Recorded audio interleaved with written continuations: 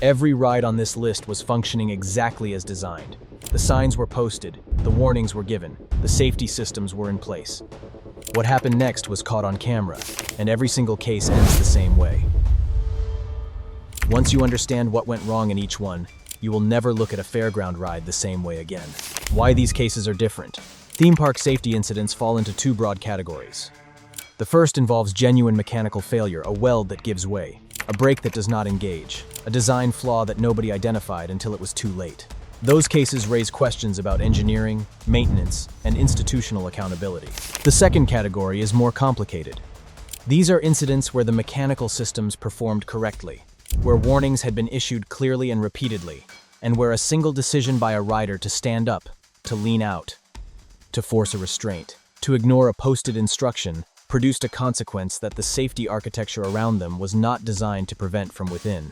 The cases in this video are almost entirely the second category. They are not stories about broken equipment. They are stories about the specific moment when someone decided the warning did not apply to them, and the footage that exists of what happened next. Case 1. The Rapids Ride and the Group Selfie. July 14, 2014. A water park in San Antonio, Texas. A group of friends on their first holiday without family, between shifts and a tight budget, making the most of an afternoon in the summer heat. The River Rapids attraction was a standard circular raft ride, 6 molded seats, individual lap restraints, water churning through concrete channels. The signs at the entrance were explicit: stay seated. Keep restraints fastened, distribute weight evenly. The ride operator noticed that 3 riders had clustered on one side of the raft as it loaded. He slowed the process and asked them to spread out and keep their restraints fastened. They shifted slightly, still uneven, and waved him off. 20-year-old Alyssa Moreno was enjoying herself on the ride when it entered a straight section where currents crossed. The raft was moving at the higher flow rate typical of peak summer crowds. Alyssa deliberately unbuckled her lap restraint. She stood halfway up from her seat, ignoring the posted warnings so the group could fit into a group selfie. She steadied herself with one hand on the raft rim and held her phone with the other. The channel widened into a section where crossing currents met. The raft rotated sideways and stalled. Other riders later said it looked wrong, like it had hesitated instead of spinning. The current caught the raft broadside, and it flipped without warning. All 6 riders went into the water. 5 surfaced. Alyssa did not. The raft settled with its underside pressed flat against the channel floor, held down by water pressure. Investigators later confirmed that uneven weight distribution, combined with the disengaged lap restraint and high water flow, had caused the flip, and that the raft's position in the widened channel allowed pressure to build beneath it in a way that kept it pinned. Witnesses saw Alyssa's arm stop moving first. Operators cut power, but the pressure eased seconds too late. She was pulled out unresponsive. Paramedics attempted resuscitation during transport. She was pronounced dead shortly after reaching hospital. The medical examiner confirmed drowning. Bruising across her chest and shoulders showed sustained pressure consistent with being held underwater. There were no head injuries. The only mechanism of death was oxygen deprivation from a raft that should never have overturned. The operator had warned them. The signs had warned them. The restraint system was designed specifically for this scenario. Alyssa had unfastened it 90 seconds before the raft flipped. Case 2. The harness that appeared locked. September 9th, 2017. A regional amusement park outside Bengaluru, India. A company outing in the heat, rides cycling at full capacity. Co-workers watching each other in the specific social pressure of a group day out. 29-year-old Rohit Malhotra wanted to ride a pendulum attraction, one of the park's most aggressive, swinging riders more than 100 feet while inverting them repeatedly. When he sat down and the restraint indicator stayed red, it was because the harness could not achieve a proper fit around his build. The operator told him to exit. With his co-workers watching and the ride moments from dispatch, Rohit argued to be allowed to try again. After stepping back into the seat, he adjusted himself repeatedly until he could force the shoulder restraint downward until it clicked once. Surveillance footage showed him doing this, deliberately pushing the harness down hard until it produced a single click and settled on his shoulders. The harness appeared seated. It had only partially engaged. The operator performed a visual check. The harness was sitting down on Rohit's shoulders. The indicator showed green. He cleared the seat for dispatch. The ride launched immediately. As the pendulum gained speed, centrifugal force began lifting Rohit's body upward. The harness, not fully locked, shifted, rather than holding firm. His hips lifted above the seat edge on the first full rise. When the ride inverted gravity pulled his upper body through the gap beneath the partially engaged restraint. By the peak of the swing, his legs had cleared the seat entirely. He was ejected feet first and then rotated backward by the momentum of the arm. He struck a fixed steel maintenance stair platform positioned beneath the ride's swing path. His head hit the metal edge at speed. The sound was heard across the ride area. He fell to the concrete below. The ride continued its programmed cycle for approximately 40 seconds, gradually slowing rather than stopping abruptly, consistent with pendulum ride design. Riders screamed as they passed overhead, looking down at Rohit's body below.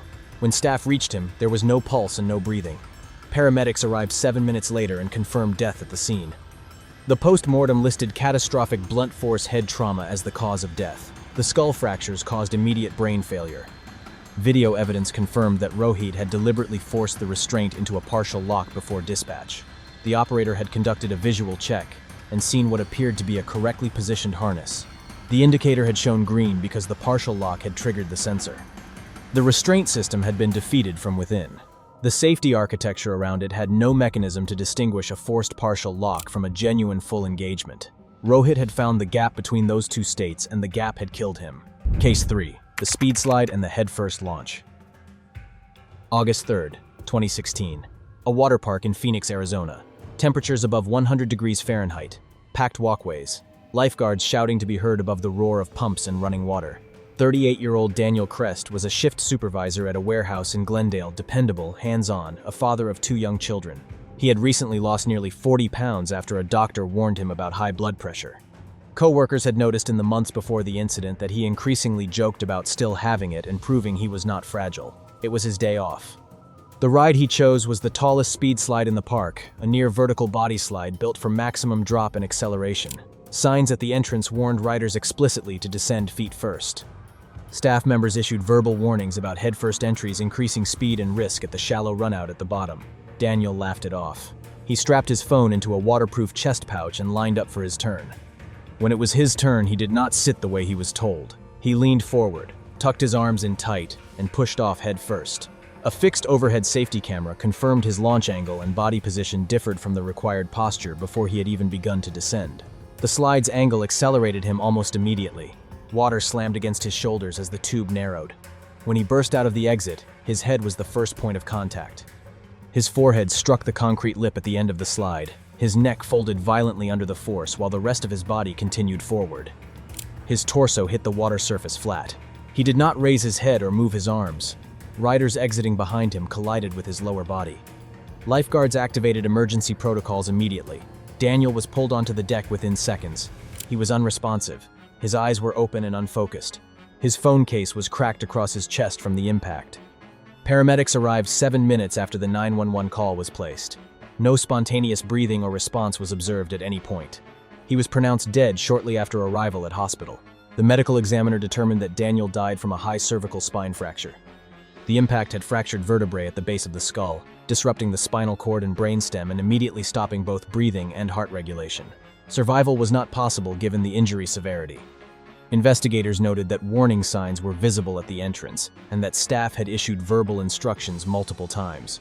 The park installed a physical barrier after the incident to prevent head-first launches. Daniel's phone was returned to his wife. The final video file ended mid-motion just before the slide exit. Case 4. The Horror Tunnel and the Electrified Wall. July 28, 2018. A horror tunnel ride at a large amusement park in Guangzhou, China. An afternoon outing for a friend's birthday.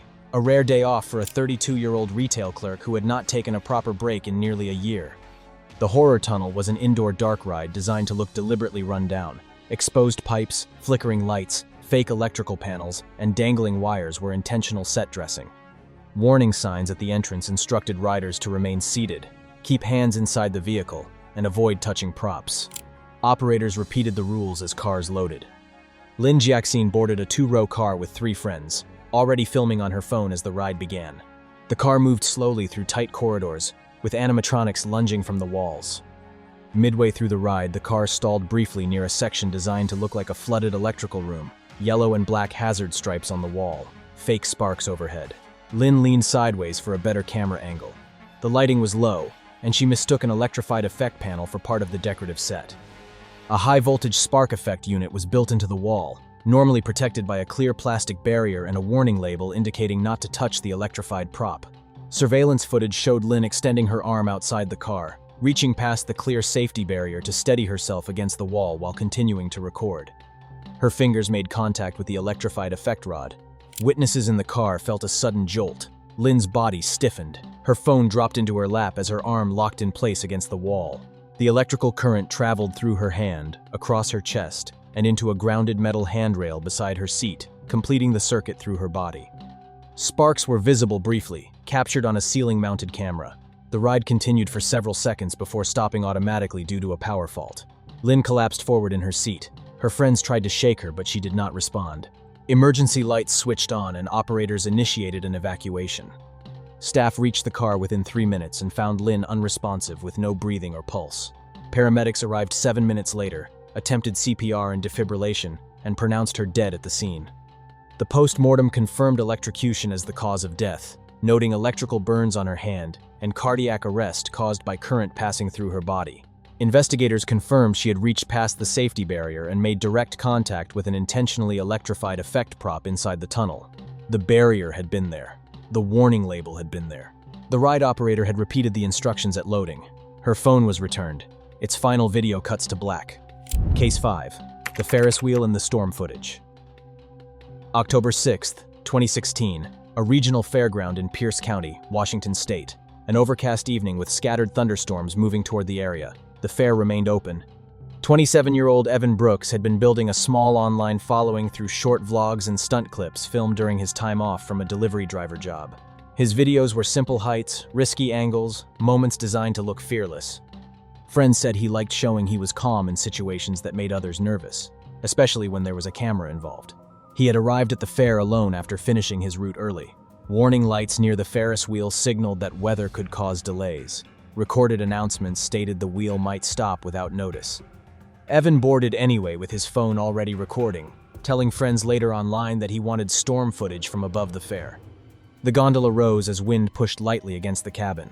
Below him, the midway lights blurred into long streaks across wet pavement. As the wheel climbed higher, thunder rolled somewhere beyond the fairgrounds. Evan continued filming, leaning toward the open side window to keep the clouds in frame. Other riders later said he appeared focused on his phone rather than the ride. Near the top of the rotation, the wheel slowed as operators prepared for a possible shutdown. Wind gusts rocked the gondola. Evan shifted forward again, stretching his arm out to capture the darkening sky. A sudden flash lit the clouds nearby. The thunder followed almost immediately. Witnesses said Evan flinched at the sound. In the same moment, the gondola swayed sharply in the wind. Still leaning forward with one hand braced against the window frame, he lost his balance. His upper body tipped past the open side. Security footage showed him trying to pull back, his phone slipping from his hand as his weight shifted outward. With only a low metal lap bar across the opening, his torso slid over it and through the gap. In less than a second, his hips cleared the seat edge. Operators stopped the wheel immediately and called emergency services. Fair staff cleared the area. Evan was found on the ground beneath the Ferris wheel, unresponsive and bleeding heavily from head and chest injuries. Paramedics attempted resuscitation, but no pulse or breathing was detected. He was pronounced dead at the scene. The medical examiner ruled multiple blunt force injuries from a fall from height as the cause of death. Fractures to the skull, spine, and internal organs indicated death was instantaneous on impact. Investigators found no mechanical failure with the gondola and confirmed that weather conditions had not yet reached the threshold requiring shutdown when Evan had boarded. His phone was recovered near the base of the ride. Its final recording ends in blurred lights and wind noise just before the fall. Case 6, the mine tunnel and the rollback. May 21st, 2015. A local amusement park in Staffordshire. A gravity-driven mine train coaster on a morning that had already completed dozens of runs without incident. Inspections had shown no faults. 21-year-old Mark Ellison was at the park with a woman he had been dating for only a few weeks. He had talked up the park on the drive over, joking about how tame the rides were and how he never got nervous on coasters. Friends later said he liked showing confidence in front of dates, especially on thrill rides. He suggested the mine train to warm up, describing it as slow and harmless. They boarded near the middle of the train. Mark pulled the lap bar down. As the train climbed toward the first tunnel, an automatic sensor detected a spacing problem near the front of the train and triggered an emergency stop. For several seconds, the train sat motionless, half on the lift hill and half beyond it. Then the chain released. Without enough momentum to crest the hill, the train began to roll backward under gravity. The movement was slow at first. Riders felt the shift as their weight pressed into the seats. The cars entered a narrow-themed mine tunnel that had been built only for forward-moving trains. Inside, the rock ceiling curved low over the track, leaving only safe clearance for riders who remained fully seated. As the rollback gathered speed, some riders grabbed their restraints. Mark twisted his shoulders to see what was happening behind the train. Still buckled in, he pushed upward against the lap bar and lifted his torso to look back down the tunnel. The motion raised his head several inches above the safe-seated clearance envelope. Security cameras recorded the moment with precision. As the train passed beneath the lowest beam, the backward motion drove Mark's skull into the concrete ceiling. The impact forced his neck violently forward and down, compressing the upper vertebrae. His body dropped limp against the seat as the train continued rolling. Less than a second later, the rear section of the train struck the stalled front cars. The jolt sent riders forward into their restraints. Mark's head snapped sideways under the force. He did not move again. Emergency brakes engaged and stopped the train inside the tunnel. Operators reached the cars within moments and unlocked the restraints. Mark showed no breathing and no response. Paramedics began resuscitation on the platform. No pulse was detected at any point. He was pronounced dead shortly after transport to hospital. The medical examiner ruled a high cervical spine fracture as the cause of death. The ceiling strike had severed the spinal cord at the base of the skull, stopping breathing and heart regulation instantly. Investigators determined that the rollback was a routine emergency response. The system had functioned correctly, and that the fatal injury occurred when Mark lifted himself out of the seated position into the tunnel's clearance zone. The death was ruled an accident caused by unsafe rider movement. The coaster reopened weeks later with additional warning signs at the tunnel entrance reminding riders to remain seated at all times. 6 people, 6 different rides in 6 different countries across 6 different years. Every single one had been warned. Every single one had safety systems that were functioning. Every single one made a specific decision to stand up, to force the harness, to go head first, to reach past the barrier, to lean out over the edge, to lift their head inside a tunnel, and every single one of those decisions had a consequence that the safety architecture around them could not prevent once it had been made. The rides did not fail these people. In every case on this list, the ride worked exactly as designed. What failed was the moment between the warning and the decision, the fraction of a second where someone chose to believe that the instruction was for other people. Drop a comment telling us which case you think about differently now. Check the end screen for more documented incidents sitting there right now.